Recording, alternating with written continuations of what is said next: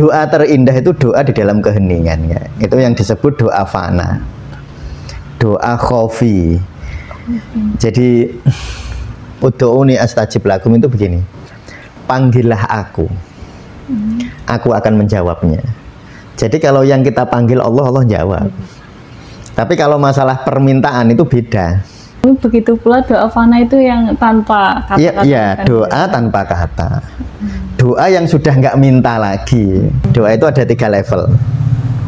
Kalau yang ud'uuni astajib lakum itu jelas ya. Kalau kita manggil Allah, Allah yang datang. Cuma kadang-kadang kita panggil nggak Allah sih. Ada doa namanya doa egoistik atau doa nafsiyah. Yaitu doa berdoanya kepada Allah untuk mendapatkan sesuatu.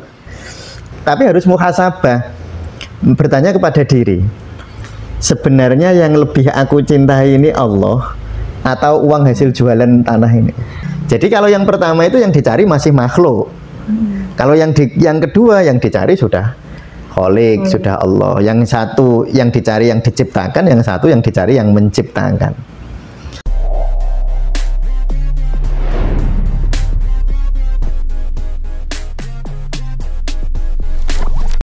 Assalamualaikum warahmatullahi wabarakatuh. Waalaikumsalam warahmatullahi wabarakatuh. Salam bahagia untuk kita semua. Halo teman-teman, jumpa lagi kita di sesi ngaji tasawuf saintifik. Ya. Untuk hari ini kita akan membahas sesuatu yang sering kita lakukan. Mungkin tanpa kita sadari kita melakukannya tiap hari ya, hampir tiap hari. Ya. Untuk lebih detailnya, langsung saja nanti kita selami bersama Abah Mustamir. Oke. Ya. Hari ini kita akan membahas apa? Kita akan membahas manifestasi doa ya. Doa. Ya, jadi mungkin Senin yang lalu kita sudah bahas itu di Wukuf ya. Cuma itu kan bukan podcast. Saya ingin lebih agar ini lebih dipahami secara lebih dalam. Kita akan membahas juga di ngatasi ini ya. Karena doa ini kan kita tuh sering mendengar begini ya. Ud'uuni astajib lakum. Pernah dengar ya? Ud'uuni, berdoalah kepadaku, astajib lakum, maka akan aku jawab. Tapi kadang-kadang dimaknani ini agak nganu kan. Kadang-kadang dimaknani gini, mintalah kepadaku, pasti aku beri. Kalau itu sebenarnya makna seperti itu, kalau itu di level material tidak. Karena itu kalau saya ya, sebenarnya lebih kalau menghayati ayat itu, ud'uuni astajib lakum itu begini, panggillah aku akan menjawabnya. Jadi kalau yang kita panggil Allah, Allah jawab. Tapi kalau masalah permintaan itu beda. Belum tentu ya. Sekarang kita mikirnya beginilah, misalnya ya, kalau Allah itu mengabulkan semua permintaan, itu kan repot. Akan bertentangan satu dengan lain. Iya, misalnya petani ingin hujan, nelayan ingin nggak hujan. Kan ini dua hal yang berbeda. Ada orang punya kerja, doanya ya nggak hujan. Tapi karena beberapa petani ini sawahnya kekeringan, mintanya hujan. Nah terus gimana? Artinya sebenarnya memaknai itu, ud'uuni astajib lakum itu, saya menghayatinya itu, panggillah aku, maka aku akan jawab. Nah sehingga sebenarnya doa itu ada 3 ya kak ya. Doa itu ada 3 level. Kalau yang ud'uuni astajib lakum itu jelas ya. Kalau kita manggil Allah, Allah yang datang. Cuma kadang-kadang kita panggil nggak Allah sih. Misalnya begini, ya Allah saya minta rezeki sekian. Misalnya saya minta rezeki. Sekarang pertanyaan yang mendalam. Kamu itu memanggil Allah apa memanggil rezeki? Pertanyaannya di situ sebenarnya. Dan itu pertanyaan nggak perlu dijawab. Ini pertanyaan untuk penghayatan, bukan pertanyaan untuk dijawab. Kan jawab kan nggak penting ya. Misalnya kami enggak kok, yang saya panggil Allah kok bukan rezeki. Ya berarti alhamdulillah. Kalau enggak yang panggil rezeki ya sudah. Memang begitu itu. Artinya tidak perlu, itu pertanyaan yang nggak harus dijawab. Kita hayati aja. Betulkah kita memanggil Allah? Atau betulkah yang kita cari Allah?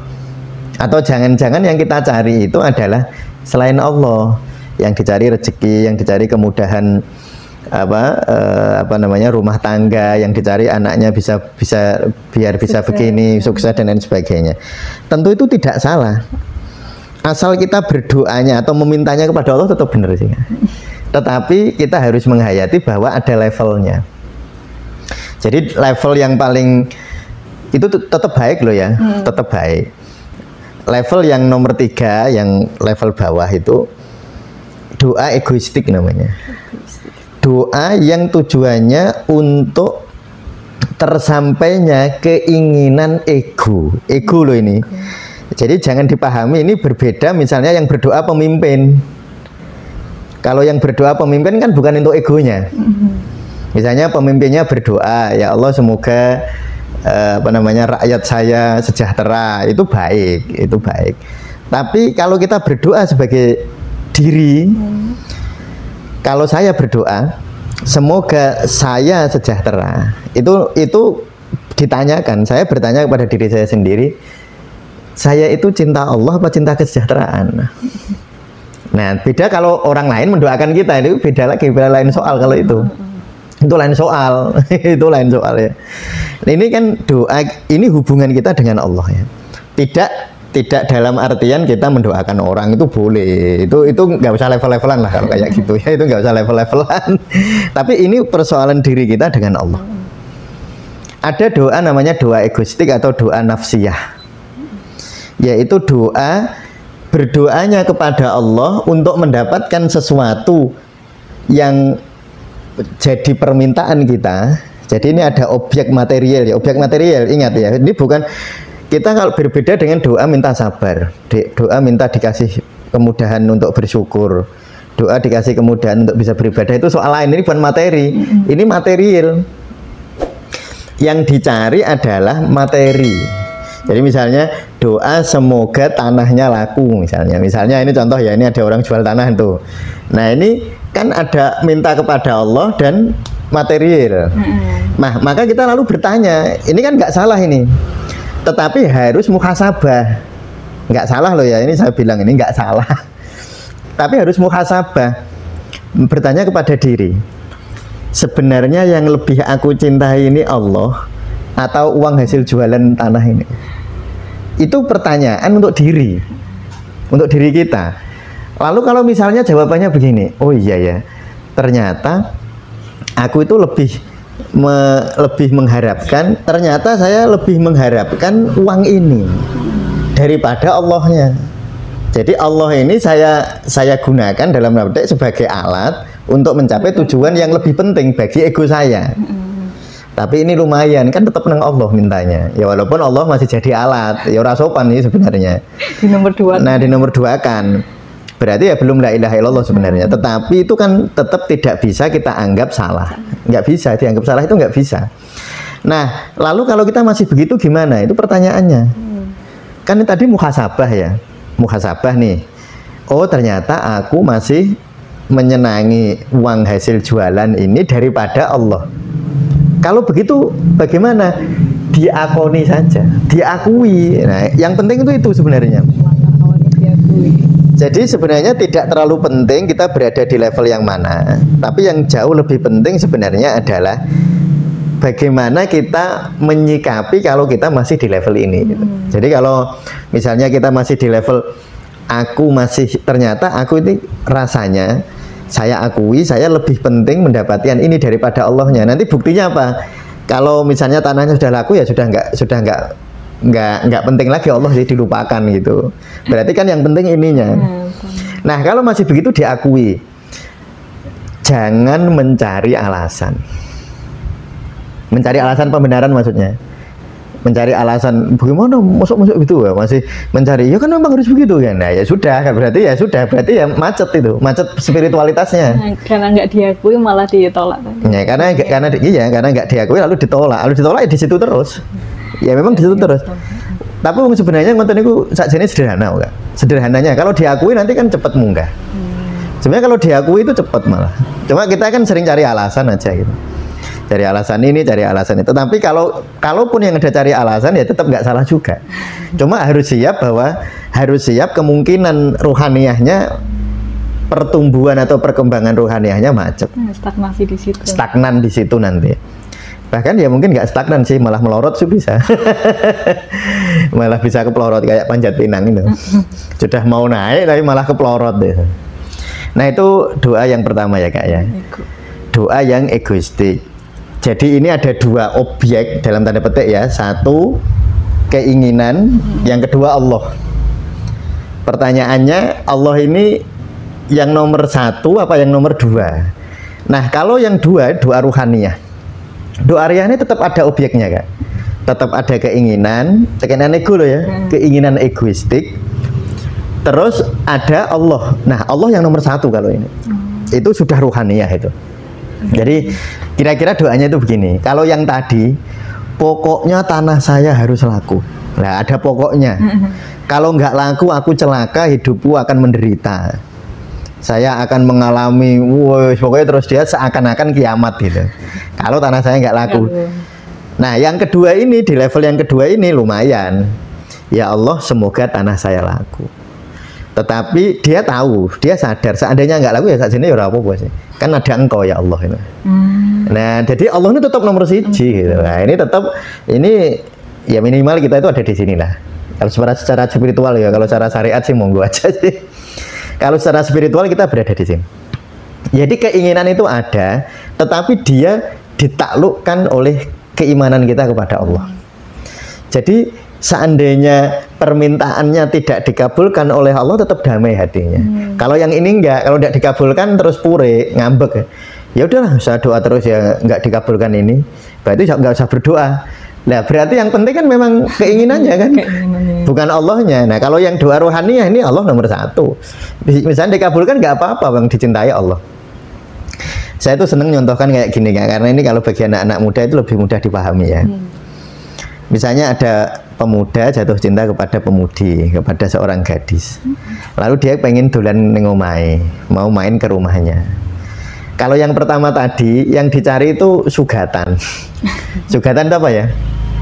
Apa Kak sugatan itu? Sugatan ya, itu kudapan ya kayak kudapan juga. Ya kayak apa yang kira-kira nanti diberikan gitu. Jadi dia sebenarnya nggak nyari si gadisnya, dia nyari nanti dapat teh atau dapat kopi atau dapat apa es sambur apa dapat apa. Yang dicari sih itunya. Nah yang dicari bukan gadisnya. Nah itu kalau dia bilang cinta kan berarti kan enggak, bohong berarti. Yang dia cintai ya benda yang diberikan oleh oleh orang itu, bukan orang itu yang dia cintai. Lalu yang kedua ini dia ya aku tak dolan merono, sing penting ketemu sampeyan Dek. Yang penting aku ketemu dia. Tetapi dia masih berharap masih ada diharap dikasih hidangan. Ya, masih berharap ada hidangannya. Tetapi misalnya sampai ke sana hidangannya nggak ada, dia tetap bahagia. Kan ketemu sama kekasihnya. Jadi nomor satu kan kekasihnya. Nah, kekasihnya itu sudah luar biasa. Itu sudah ruhania. Tetap yang penting ketemu kekasih. Kalau yang pertama yang penting hidangannya. Yang penting apa yang diberikan oleh kekasih, bukan kekasihnya itu sendiri. Jadi kalau yang pertama itu yang dicari masih makhluk. Kalau yang kedua yang dicari sudah Khalik, sudah Allah. Yang satu yang dicari yang diciptakan, yang satu yang dicari yang menciptakan. Nah inilah doa ya tadi, doa egoistik atau doa nafsiyah, ego, doa ego. Yang kedua doa ruhani. Dia ruhani, ya berdoa, ya keinginan, muncul keinginan egoistik dan dia mintakan kepada Allah, tetapi dia nggak masalah kalau tidak diberi karena dia sadar betul bahwa apa yang dikehendaki Allah itu baik. Ya baik, ya mungkin tidak baik bagi egonya, tetapi baik dalam makna universal. Ya kan? Bukan kan kadang-kadang baik dan buruk kan menurut ego kita. Gimana baik wong nggak dikabulkan? Ya iya kalau menurut ego kita, tapi Allah itu kan orang ngurusi sampean toh. Ya itu kira-kira begitu. Nah, doa terindah itu doa di dalam keheningan ya. Itu yang disebut doa fana. Doa khofi. Jadi Kalau dia datang kekasih itu belas orang mikir sugatan tadi, nggak sama sekali nggak mikir hidangannya apa, nanti mau dihidangkan nggak juga nggak apa-apa. Dia itu dari rumah sampai ke rumahnya kekasihnya yang dia bayangkan hanya wajah kekasih. Jadi pokoknya kalau ketemu kekasih ya semua jadi nggak penting gitu. Nah, pokoknya hanya kekasih. Itu doa dalam keheningan. Dan sebenarnya nanti cinta itu sebenarnya nanti sampai di level tertentu itu begitu Kak. Nanti kalau kami ini sudah berkeluarga, kadang-kadang kita itu mau minta kepada istri itu sudah nggak ada permintaan secara lisan ya, tetapi permintaan kita sudah dibaca oleh istri kita. Kayak telepati. Ya kayak telepati, ya memang begitu. Jadi kalau sudah betul-betul mencintai, nggak usah pakai kata-kata, wis mudeng. Wis mudeng secara intuitif. Oh, mungkin begitu pula doa fana itu yang tanpa kata-kata. Iya, doa tanpa kata. Doa yang sudah nggak minta lagi. Jadi doa itu jangan dimaknai minta loh ya, beda loh ya Mbak. Ya Kak ya. Doa sama minta itu beda. Doa itu memanggil. Kalau minta itu ego tadi. Iya, yang salah mungkin yang sering salah paham itu antara minta sama manggil tadi. Oh iya, makanya sebenarnya gini, doa itu mencari atau memanggil. Nah, yang Mbok panggil dan Mbok cari itu siapa? Kan ada yang dicari ya materinya atau hidangannya, tapi ada yang dicari itu kholiknya. Ya kayak itu seperti itu. Nah, nanti kalau kami nanti sudah berkeluarga ketika dengan istri, nanti loh kalau sudah berkeluarga sudah panjang, sudah lebih dari 20 tahun Kak, itu kan lalu intuisinya jalan. Jadi misalnya saya ya, kalau dulu mungkin awal-awal menikah, kalau saya bepergian, misalnya waktunya hujan, saya dadak minta ke istri saya, Bun, godoke banyu, saya mau mandi air hangat misalnya, dulu. Tapi sekarang kan nggak perlu gitu. Iya, sudah tahu dia. Nah itu sudah doa yang tanpa kata. Dulunya sih pakai kata Kak. Tapi lama-lama nanti kan enggak. Ya kalau dengan istri itu bahasa tubuh sudah mudeng. Bahasa tubuh enggak perlu pakai kata-kata. Nah, dengan Allah pun sebenarnya kalau sudah sangat mesra dengan Allah, akhirnya memang enggak butuh kata. Ya, akhirnya memang enggak butuh kata verbal. Kalau doa butuh. Doa itu kan memang ini hubungan cinta itu sebenarnya.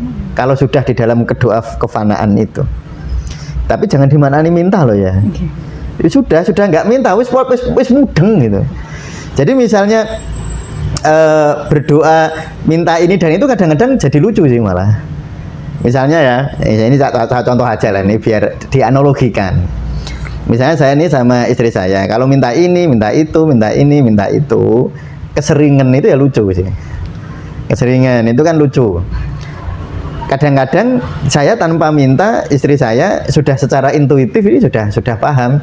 Nek wayahe ngene iku ayah itu senengnya makan ini. Misalnya kalau hujan dia palingnya senengnya makan ini. Kalau dia pulang jam sekian butuh disediakan ini. Itu kan sudah intuitif. Dan itu dipahami dengan bahasa ya kalau kita nyebutnya bawah sadar. Dengan Allah pun sebenarnya doa terindah itu kalau sudah sampai di sana.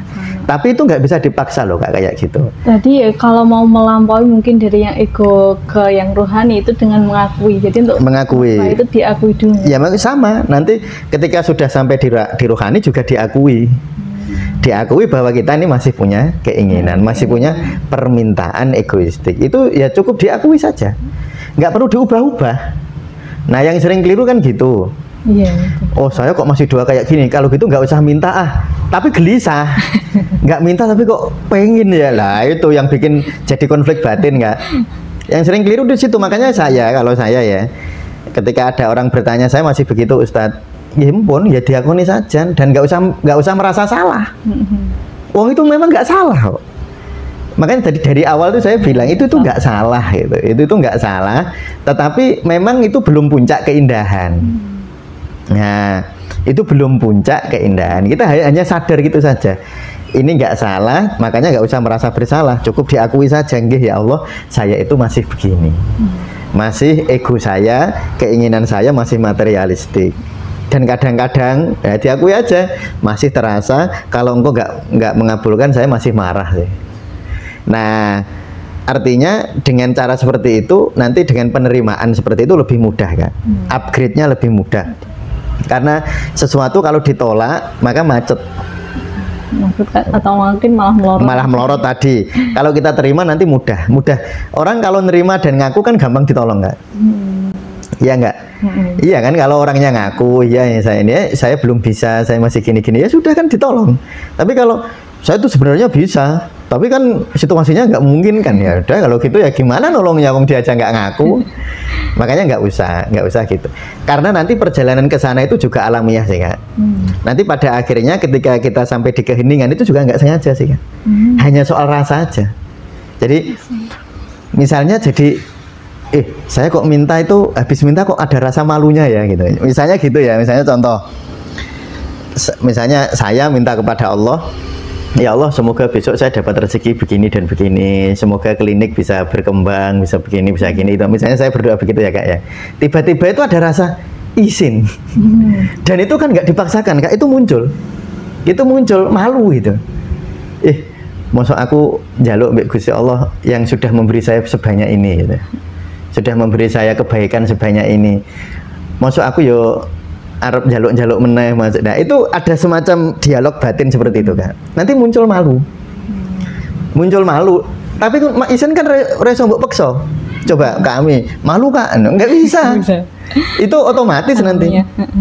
Nah nanti terus pada akhirnya ketika kita begitu kan terus, oh ya sudah, nanti doanya kan terus ganti sendiri, bukan ganti karena keinginan ego loh ya. Kalau ganti mungkin karena ego itu rasanya ada nggak nyamannya. Ya gitu, betul. Ketika kita mengganti atau bergaya kepengen naik level dari level yang doa egoistik menuju ke doa rohani. Kalau kita bergaya itu karena ego kita, nanti ganjel kan, rasanya nggak enak. Jadi sebenarnya menuju ke sana itu ya hidayah aja, ya kayak ditarik oleh Allah aja. Tuh nanti lama-lama ketika awalnya ya Allah saya pokoknya klinik harus begini, rezeki saya harus begini, sesuai izin. Ya Allah Gusti, padahal Engkau sudah memberi saya banyak, tetapi ternyata kok saya lebih mencintai bisnis saya daripada Engkau. Nah terus ada malunya. Terus lama-lama doanya kan terus diganti. Ampun ya Allah, terserah jenengan. Kulo sih pengen rezeki kulo kata, saya sih ingin rezeki saya banyak, tapi yang penting Engkau. Nah nanti itu muncul begitu sendiri. Nanti lama-lama akan muncul rasa tidak nyaman ketika meminta. Tapi sekali lagi itu bukan ketidaknyamanan yang dibuat-buat. Ingat ya. Jadi ketika orang mau naik dari level doa egoistik menuju ke doa ini, itu harus bersifat alamiah, bukan egoistik. Kalau egoistik rasanya nggak nyaman. Ya nanti masuk malah tetap ke doa ego tadi. Iya nanti akhirnya ya kadang-kadang doa aja nyesel loh. Ada doanya, wah saya kok doa kayak gitu ya. Nanti malah nggak nyaman ya. Jadi akuilah di mana kita sedang berada. Misalnya kita berada di level doa yang egoistik, kita akui saja. Nanti kan ditolong Allah. Nanti yang nolong Allah buktinya malu tadi. Malu kan nggak bisa dipaksa. Ya itu otomatis kayak berjalan otomatis ya. Nanti akhirnya naik. Terus nanti jadi itu kayak gini loh, kayak sesuatu yang berlangsung bukan karena kita aku kepengen doa hening, nggak bisa diingini secara egoistik ya, nggak bisa. Jadi nggak bisa langsung, misalnya ini habis dengar podcast ini, terus tiba-tiba nanti aku tak berdoa dalam keheningan, tak diem aja. Coba, ya tentu itu silahkan dicoba, tapi nanti diraba perasaannya, diraba tubuhnya, dilihat sensasi-sensasi di tubuh dan perasaan. Kalau masih ada ganjel, lalu ada keraguan, nah kan muncul keraguan. Aku kok orang dongo, aku kok gini. Misalnya ya, gini. Kalau kita kepada kekasih, lalu kita bilang, karpe yang paling indah kan gini. Yang paling indah ini, Dek, kamu mau sama aku atau nggak mau sama aku, saya tetap bahagia, Dek. Nggak apa-apa. Nah itu kan kata-kata. Coba dirasakan. Bener nggak bilang begitu itu? Ternyata, enggak nak ditolak tenan piye yo. Nanti kalau saya ditolak gimana ya? Kan nggak nyaman. Berarti kan tadi dibuat-buat berarti. Iya kan? Iya kan enggak? Ya karena dibuat-buat mesti ada ketidaknyamanan kan. Kalau orang yang sudah sampai di level keheningan, ya memang materi itu sudah nggak penting. Jadi dia sudah nggak ragu juga. Dan nanti Allah mau ngasih 1, mau ngasih 2, mau ngasih 3, mau ngasih 4, bagi dia yang penting engkau ya Allah. Dan itu nggak dibuat-buat. Kalau yang dibuat-buat habis itu ragu. Jangan-jangan aku sudah doa dalam keheningan loh, dalam diam. Nah itu kamu diam di sini tapi di sininya nggak diam. Di sininya muter-muter. Analisis ya. Gini, doa terindah adalah doa dalam keheningan. Tetapi kadang-kadang kita terus keplesetnya gini. Kalau aku doa dalam keheningan berarti keinginanku lebih mudah tercapai. Dan melorot itu namanya. Itu melorot kayak panjat pinang sudah sampai di atas, melorot lagi di doa paling bawah malah. Yang sudah doa keheningan ya memang keinginan egoistiknya sudah sangat ini ya, sangat apa ya? Bukan hilang, tetapi sangat lentur gitu loh. Kayak terlampaui gitu. Terlampaui, bukan hilang tapi terlampaui. Sehingga datang dan tidaknya permintaan atau tercapainya atau tidak tercapainya permintaan egoistik bagi dia tidak mengubah kebahagiaannya sama sekali. Untuk beberapa pernah saya dengar itu kayak kalimat kalau kita nggak berdoa atau nggak meminta sesuatu katanya boleh meminta banyak hal kepada Allah, nanti kalau malah nggak meminta atau memanjatkan doa itu dianggap sombong. Nah itu yang tahu dirinya, ya kan? Yang tahu berarti dirinya lah, sombong apa enggak? Nah iya betul, ya itu memang bisa betul. Ya kalau nggak minta memang bisa sombong. Nah makanya loh, ya jadi kata-kata itu betul, tetapi lalu dibalikin nih. Nah kalau kamu nggak minta lah, kamu sombong apa enggak? Kan gitu. Misalnya saya kan sudah paham istri saya, lalu saya nggak pernah minta, lah apa saya sombong kan enggak? Ya karena saya sudah sangat percaya dengan istri saya, itu bukan kesombongan kan? Tapi ada yang kesombongan juga memang, gayanya orang jaluk, cirinya gini kan? Kalau itu kesombongan, dia gayanya nggak minta, wah sudah Allah cinta kepada aku, pasti saya dikabulkan, pokoknya mesti baik. Ternyata ternyata permintaannya nggak tercapai, terus marah. Ya berarti sombong. Berarti sombong nggak? Ya bener. Jadi kata-kata itu bisa bener ya. Jadi kan katanya kalau apa tadi? Kalau nggak minta berarti sombong. Ya memang ada orang nggak minta karena sombong, itu ada. Tapi banyak orang nggak minta karena memang sudah percaya penuh kepada Allah. Sudah betul-betul mencintai Allah. Nah, jadi ya nggak sama. Nah, sekali lagi, tetapi hal seperti itu yang tahu diri kita sendiri kan. Muhasabah diri sendiri. Muhasabah. Makanya tadi saya memberi tips-tipsnya kan muhasabahnya. Jadi saya tidak akan bisa menilai doa kami. Misalnya kami, saya dengar berdoa, ya Allah semoga ini begini lalu saya menghakimi kami. Oh, nggak bisa. Nggak bisa. Kita bisa menghakimi diri kita sendiri. Ya, kalau kita mendengar podcast ini teoritik ya. Teoritik karena pada akhirnya yang praktek itu diri kita sendiri. Akhirnya kita nggak bisa menghakimi orang lain. Kita tuh menghakimi diri kita sendiri gitu. Nah sehingga saya nggak boleh misalnya dengar orang begitu berdoa tertentu itu lalu saya, oh berarti doamu masih di sini, masih di sini, masih di sini. Nah itu yang nggak boleh juga kayak gitu. Karena memang rumusnya di dalam sufi itu mana arofa nafsahu, orang yang memahami dirinya fakot arofa robbah. Ya saya kira gitu. Ya. Terima kasih Abah untuk podcast kali ini tentang doa. Mungkin teman-teman yang kepo tentang 3 level doa lainnya yang ada, mungkin untuk lebih lanjutnya itu dijelaskan rinci juga di sesi wukuf ya Bang? Iya. Wukuf waktu kuliah tasawuf. Oke, terima kasih untuk teman-teman yang sudah setia menonton. Mungkin kalau ada pertanyaan bisa dicantumkan di kolom komentar. Semoga kita bahagia selalu. Oke, wassalamualaikum warahmatullahi wabarakatuh. Waalaikumsalam warahmatullahi wabarakatuh.